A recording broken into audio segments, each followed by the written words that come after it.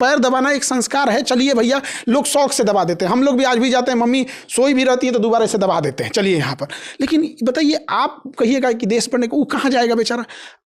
कितने भयानक लेवल तक गरीबी है, आप सोच नहीं सकते। मेरा रिसेप्शन जब खत्म हुआ ना, तो जो सब झाड़ू मारने वाला था, कोई कुछ साफ सफाई करने वाला था, हम उन लोगों से मिलने गए, ड्राइवर वगैरह, तो पूछे सर हम लोग का खाना किधर है?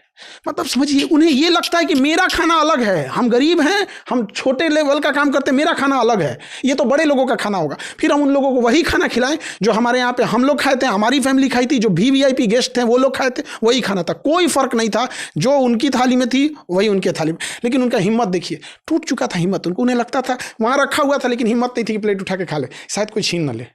ये कहीं ना कहीं बेचारा कोई डांट ना दे, कोई तुम्हारी यहाँ, मतलब उन्होंने कहीं ना कहीं ठोकर खाया होगा। दूध का जला हुआ लस्सी फूक के पीता है। अभी साहब हम छोटे थे, अपने गांव तुम देखे थे कि उनका खाना अलग लगता था, चीजें अलग थी। आप बात करते हैं 47 में देश बदलने के लिए, आप जाके देखिए सरकारी हॉस्पिटल में, फिर आप भूल जाइएगा 47 देश की आप गरीबी कैसे दूर कर सकते हैं। कोई अंबानी बने या ना बने, लेकिन हर घर में कम से कम 40-50 हज़ार की नौकरी हो। बड़ा तो प्रायोरिटीज़ अलग है ना। जैसे कहा था कि आत्मनिर्भर बनाया जा रहा है, आप जॉब दीजिए।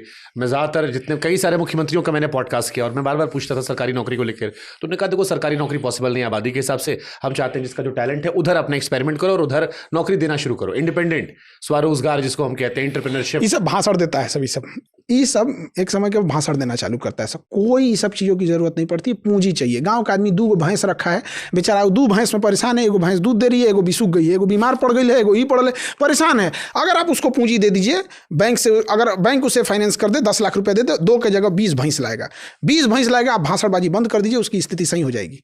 ना उसको कॉलेज, ना कोई मोटिवेशन, ना कोई केस स्टडी, ना कुछ।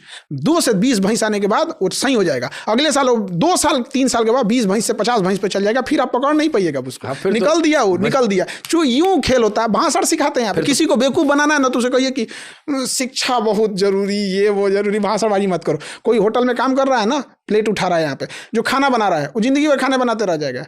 पैसा दीजिए, अपना होटल चलाएगा। पूंजी कहाँ से लाएंगे? पूंजी भाषण तो दे के चल जाएंगे मुख्यमंत्री लोग कि हम सबको नौकरी नहीं दे सकते। सब मांग रहा है नौकरी आपसे, जिस दिन सब लोग नौकरी मांग देगा भाग जाएंगे लोग। यहाँ पे सब मांगा है नौकरी। मैं एक चीज और फ्रेम करने समझने की कोशिश करता हूँ मैं। हमारी आबादी 140 करोड़ है। जैसे दुनिया के वो देश जो फ्री एजुकेशन देते हैं या फ्री हेल्थ की बात करते हैं, उनकी आबादी बहुत कम है। जहां पर कैपिटा व्यक्ति पर खर्चा ज्यादा होता है, बहुत सारी चीजें आती है, वहां पर लोग बहुत कम है। गाड़ियां वहां जब लोग बाहर जाते हैं, मेरे कजिन बाहर गए तो मुझसे कहे मेरा भारत लौटने का मन नहीं होता। हमें कहे कि वहां पर हर इंडिविजुअल का ख्याल रखाता है, वहां जो दवाइयों की प्रीमियम क्वालिटी होती है वो मिलती, तुम्हारे यहाँ छट छांट के आती है, तुम्हारे लोगों पर एक्सपेरिमेंट होता है। इंडिया, बड़ी बातें उन्होंने मुझसे कही जो मुझे बड़ी नकारात्मक और गुस्से वाली लग रही थी। और कुल मिलाकर मूल वजह वो आबादी को मान रहे थे।